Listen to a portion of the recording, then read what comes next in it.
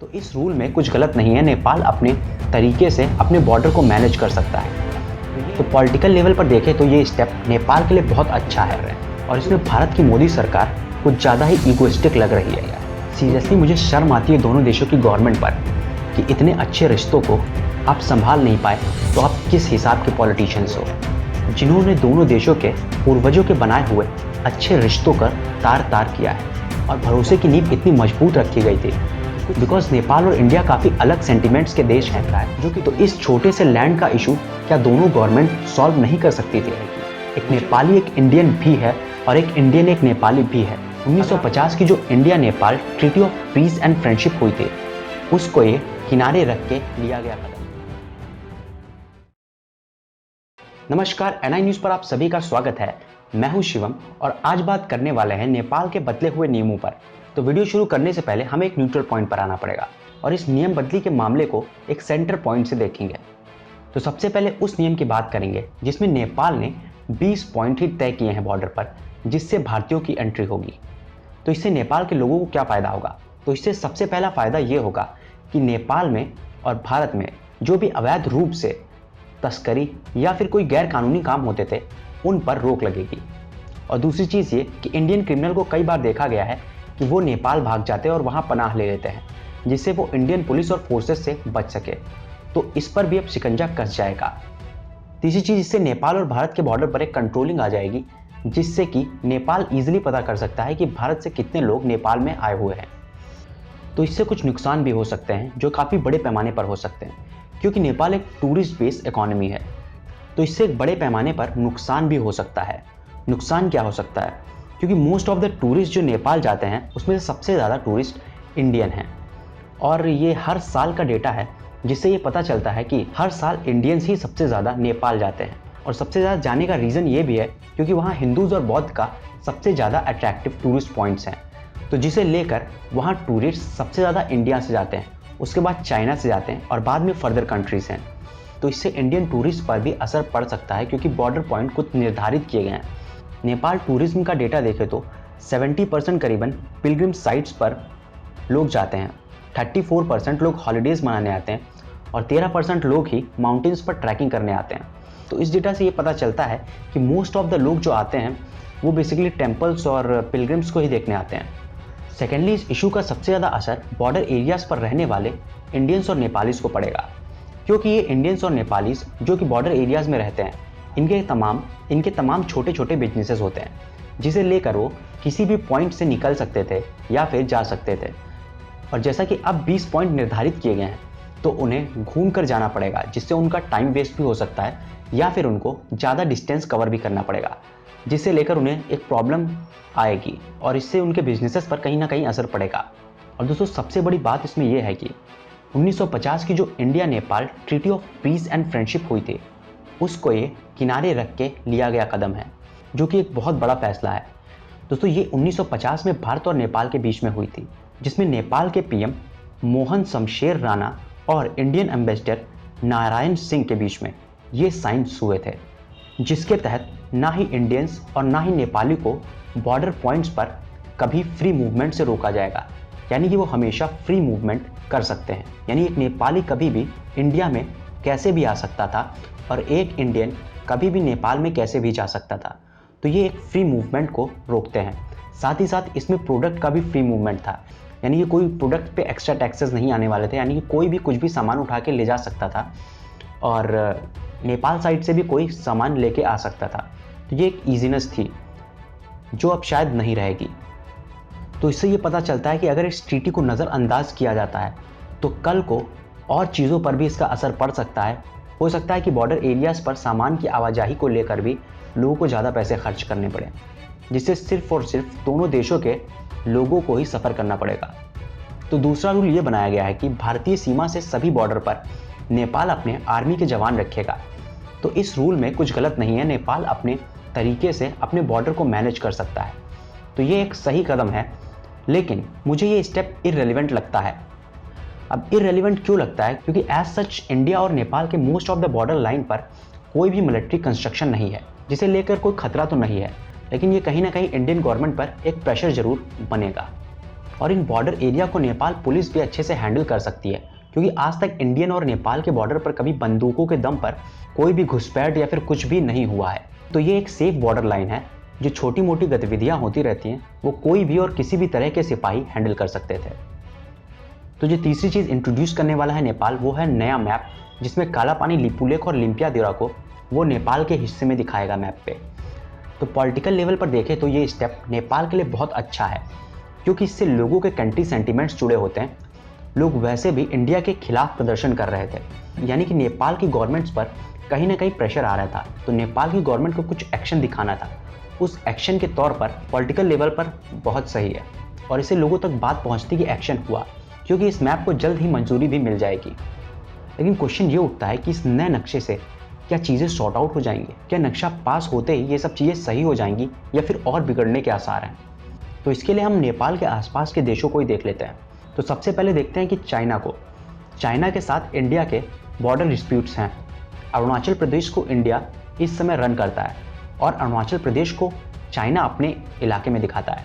लेकिन चाइना एक इतनी बड़ी कंट्री होकर उसको सिर्फ अपने मैप में दिखाता है और उस पर कोई भी बात इंडिया से नहीं करता है, और सिर्फ दिखाने के पर्पज़ से ही अरुणाचल प्रदेश को चाइना ने अपने इलाके में कर रखा है, लेकिन उससे कोई भी सोल्यूशन निकलता नहीं है। दूसरा एग्जाम्पल देख लेते हैं कि इंडिया को ही ले लेते हैं। इंडिया और POK, जो कि पाकिस्तान और इंडिया के बीच में रीजन है, जिसे पाकिस्तान इस समय हैंडल करता है। इंडिया POK का रीजन अपने मैप्स में दिखाता है। पाकिस्तान की बात करें तो पाकिस्तान वो अपने रीजन में दिखाता है। डिप्लोमेटिक लेवल पर दोनों ही देश इस पर कोई बात नहीं करते हैं। साथ ही साथ मोदी सरकार इस पर और चिड़चिड़ी है और वो पाकिस्तान से तो बात ही नहीं करती है। तो क्या इस मैप को सिर्फ दिखाने से चीज़ें शॉर्ट आउट हुई? नहीं, वो रीजन अभी भी POK पाकिस्तान के पास है, और इंडियन गवर्नमेंट सिर्फ इंडियन लोगों के सेंटिमेंट्स के साथ खेलकर उस रीजन को दिखाती तो अपना है, लेकिन उस पर कुछ काम नहीं करती है।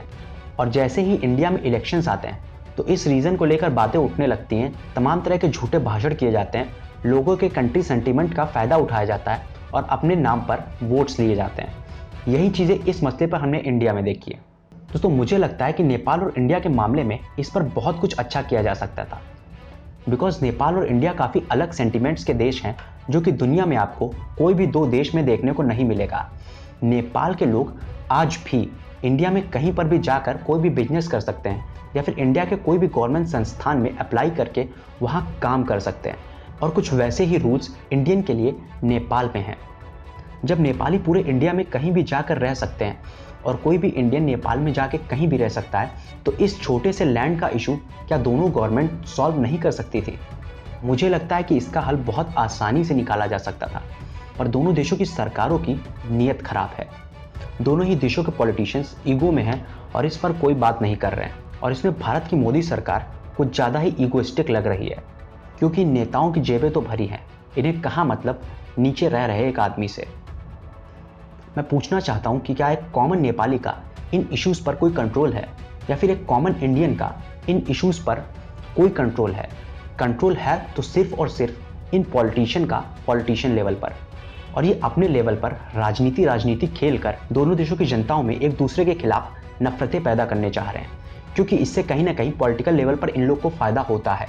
जैसे इंडियन गवर्नमेंट हर इलेक्शन में पाकिस्तान को लेकर एक नैरेटिव सेट करती है और उसके बाद इलेक्शन में उतरती है, तो वो उनको कहीं ना कहीं फ़ायदा पहुंचाता है।